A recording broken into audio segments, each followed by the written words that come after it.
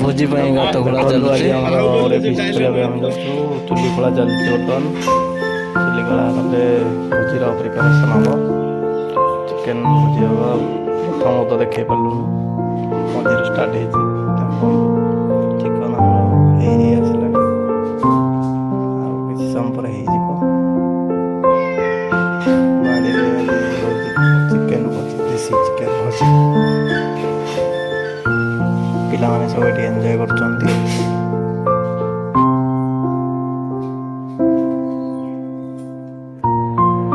ଆମର cameraman, ଭାଉଳିଆ cameraman ସବୁ ଦେଖନ୍ତୁ କ'ଣ କରୁଛି।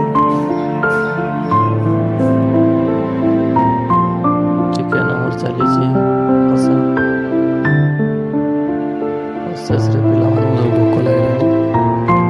ଯେତେ ଜଲ୍ଦି ହେବ ଆମର ସେଥିପାଇଁ ଆମେ ଢାଙ୍କିଦେଲୁ। ଯେତେ ଶୀଘ୍ର ରେଡ଼ି ହେଇଯିବ ସେତେ ଶୀଘ୍ର ଆମେ ଖାଇଦେବୁ। ଖେସିବା ପାଇଁ ପିଲାମାନେ ପୁରା ରେଡ଼ି ହେଇଗଲେଣି, ହେଲେ ଚିକେନ୍ ରେଡ଼ି ହେଇନି। ଆଜି ଟିକେ ଦେଶୀ ଚିକେନ୍ ଭୋଜି ହେଉଛି। ଇଲେକ୍ସନ୍ ଆଇଲାଣି ତ, ପଇସା ମିଳିଛି କିଛି ସେଇଥିପାଇଁ। ପିଲାମାନେ ଦେଖନ୍ତୁ ଏଠି ନାଚି କୁଦି ପୁରା ଖାଇବା ପାଇଁ ଆଗ୍ରହ ହେଇଗଲେଣି। ତରକାରୀ ଆମର ହେଇ ଆସିଲାଣି। କଷା ହେବ ଟିକେ, ଆଉ ଟିକେ ଦହି ମାଡ଼ ହେବ। ଦହି ମାଡ଼ ହେଲେ ଯାଇକି ରେଡ଼ି ହେଇଯିବ ଆମର ଚିକେନ୍ ଝୋଳ। ଆମ ବାଡ଼ିରେ ହେଉଛି ଭୋଜି। ଦୁର୍ଗା ପୂଜା ସବୁ ହେଇଗଲା ସୋମବାର ମଙ୍ଗଳବାର, ସେଥିପାଇଁ ଆଜି ଆମର ଗୋଟେ ବୁଧବାର ପଡ଼ିଥିବା ଚିକେନ୍ ଭୋଜି ଗୋଟେ କରାହେଉଛି। ପୁରା ଦେଶୀ ପ୍ରଣାଳୀରେ ଚାଲିଛି ରୋଷେଇ। ଦହିଟା ପଡ଼ିଗଲା ପରେ, ରେଡ଼ି ହେଇଯିବ। ତରକାରୀଟା ଟିକେ କଲର୍ ହେଇଯିବ। ଆପଣମାନେ ଏଭଳିଆ ଚିକେନ୍ କରି ଖାଉଥିବେ ନିହାତି।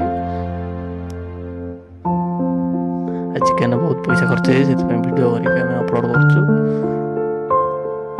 ଆପଣମାନେ ଦେଖିଲେ ଆମେ କିଛି ପଇସା ମିଳିଲେ ଫେର ଆମେ ମଟନ୍ ଭୋଜି କରିବୁ। ଟକମକ ହେଇକି ଚିକେନ୍ଟା ଫୁଟିଗଲାଣି। ଧନିଆ ପତ୍ର ଦେଲେ ଫୋପାଡ଼ିଦେବା। ଧନିଆ ପତ୍ର ରେଟ୍ ବହୁତ। ଆମର ସାଲାଡ଼ଟା ବି ପ୍ରିପେୟାର ଚାଲିଛି ସାଇଡ଼୍ରେ।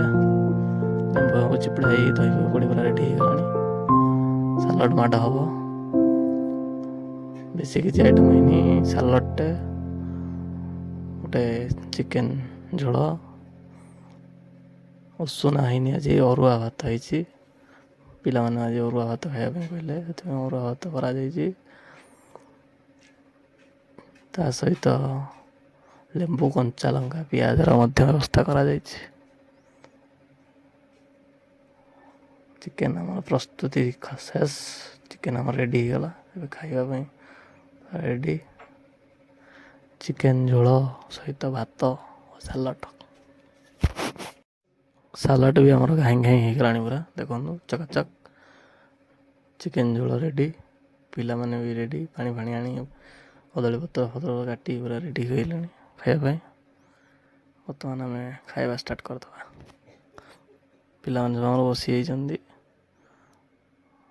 ଖାଇବା ପାଇଁ। ବର୍ତ୍ତମାନ ଚାଲିଛି ଭାତ, ପୁରା ଦେଶୀ ପ୍ରଣାଳୀରେ ଖାଇବା ଚାଲିଛି।